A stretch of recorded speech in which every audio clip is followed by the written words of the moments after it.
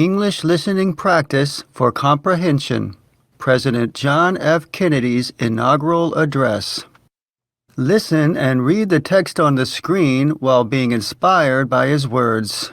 This English listening practice is for advanced English learners. Vice President Johnson, Mr. Speaker, Mr. Chief Justice, President Eisenhower, Vice President Nixon, President Truman, Reverend Clergy, fellow citizens. We observe today not a victory of party, but a celebration of freedom, symbolizing an end as well as a beginning, signifying renewal as well as change. For I have sworn before you and Almighty God the same solemn oath our forebears prescribed nearly a century and 3/4 ago. The world is very different now, for man holds in his mortal hands the power to abolish all forms of human poverty and all forms of human life. And yet the same revolutionary beliefs for which our forebears fought are still at issue around the globe. The belief that the rights of man come not from the generosity of the state, but from the hand of God. We dare not forget today that we are the heirs of that first revolution. Let the word go forth from this time and place to friend and foe alike that the torch has been passed to a new generation of Americans born in this century, tempered by war, disciplined by a hard and bitter peace, proud of our ancient heritage, and unwilling to witness or permit the slow undoing of those human rights to which this nation has always been committed and to which we are committed today at home and around the world.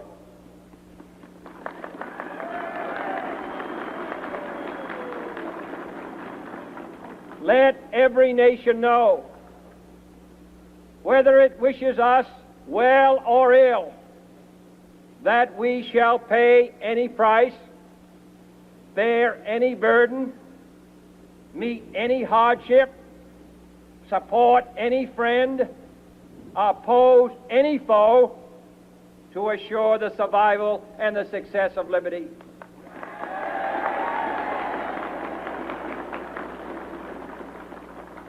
This much we pledge and more. To those old allies whose cultural and spiritual origins we share, we pledge the loyalty of faithful friends. United, there is little we cannot do in a host of cooperative ventures. Divided, there is little we can do, for we dare not meet a powerful challenge at odds and split asunder. To those new states whom we welcome to the ranks of the free, we pledge our word that one form of colonial control shall not have passed away, merely to be replaced by a far more iron tyranny. We shall not always expect to find them supporting our view, but we shall always hope to find them strongly supporting their own freedom, and to remember that in the past, those who foolishly sought power by riding the back of the tiger ended up inside.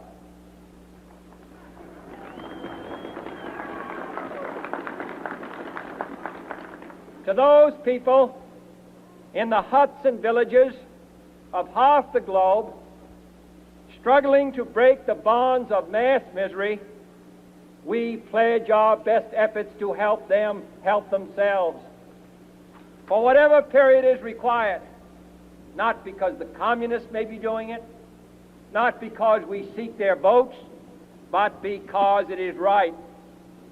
If a free society cannot help the many who are poor, it cannot save the few who are rich.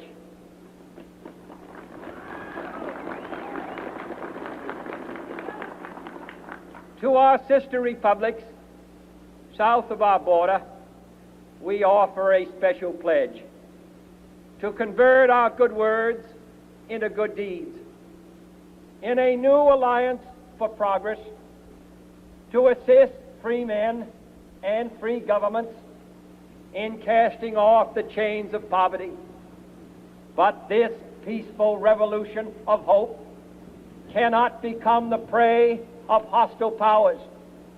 Let all our neighbors know that we shall join with them to oppose aggression or subversion anywhere in the Americas.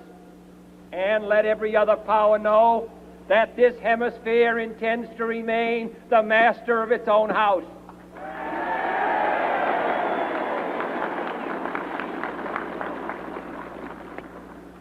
To that World Assembly of Sovereign States, the United Nations, our last best hope, in an age where the instruments of war have far outpaced the instruments of peace, we renew our pledge of support to prevent it from becoming merely a forum for invective, to strengthen its shield of the new and the weak, and to enlarge the area in which its writ may run. Finally, to those nations who would make themselves our adversary, we offer not a pledge, but a request that both sides begin anew the quest for peace. Before the dark powers of destruction, unleashed by science, engulf all humanity in planned or accidental self-destruction. We dare not tempt them with weakness, for only when our arms are sufficient beyond doubt can we be certain beyond doubt that they will never be employed. But neither can two great and powerful groups of nations take comfort from our present course, both sides overburdened by the cost of modern weapons, both rightly alarmed by the steady spread of the deadly atom, yet both racing to alter that uncertain balance of terror that stays the hand of mankind's final war. So let us begin anew, remembering on both sides that civility is not a sign of weakness, and sincerity is always subject to proof.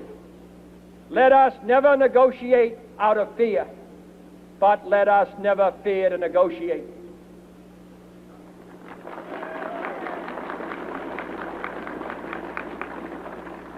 Let both sides explore what problems unite us, instead of belaboring those problems which divide us. Let both sides, for the first time, formulate serious and precise proposals for the inspection and control of arms, and bring the absolute power to destroy other nations under the absolute control of all nations.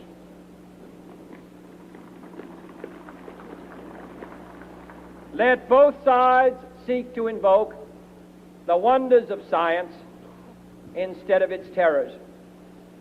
Together, let us explore the stars, conquer the deserts, eradicate disease, tap the ocean depth, and encourage the arts and commerce. Let both sides unite to heed in all corners of the earth the command of Isaiah to undo the heavy burdens and let the oppressed go free.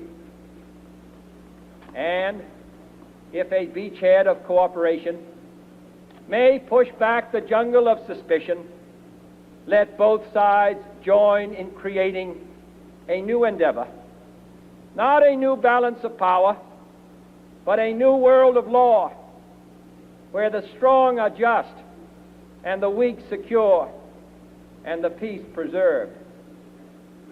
All this will not be finished in the first 100 days, nor will it be finished in the first 1,000 days, nor in the life of this administration, nor even perhaps in our lifetime on this planet.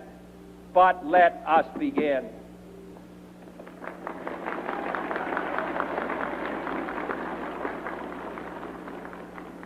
In your hands, my fellow citizens, more than mine, will rest the final success or failure of our course. Since this country was founded, each generation of Americans has been summoned to give testimony to its national loyalty. The graves of young Americans who answered the call to service surround the globe. Now the trumpet summons us again, not as a call to bear arms, though arms we need, not as a call to battle, though in battle we are, but a call to bear the burden of a long twilight struggle, year in and year out, rejoicing in hope, patient in tribulation, a struggle against the common enemies of man, tyranny, poverty, disease, and war itself. Can we forge against these enemies a grand and global alliance, north and south, east and west, that can assure a more fruitful life for all mankind? Will you join in that historic effort?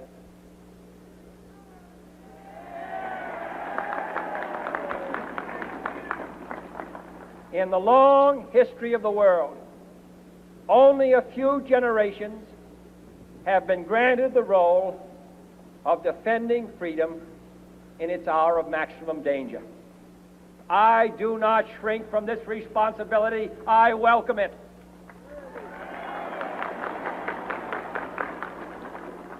I do not believe that any of us would exchange places with any other people or any other generation.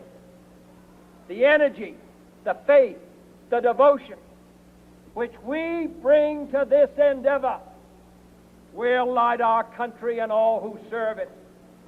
And the glow from that fire can truly light the world. And so, my fellow Americans, ask not what your country can do for you, ask what you can do for your country.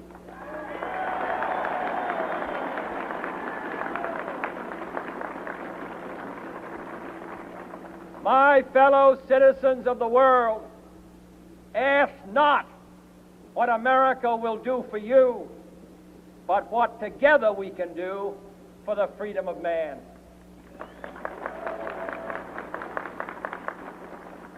Finally, whether you are citizens of America or citizens of the world, ask of us here the same high standards of strength and sacrifice which we ask of you.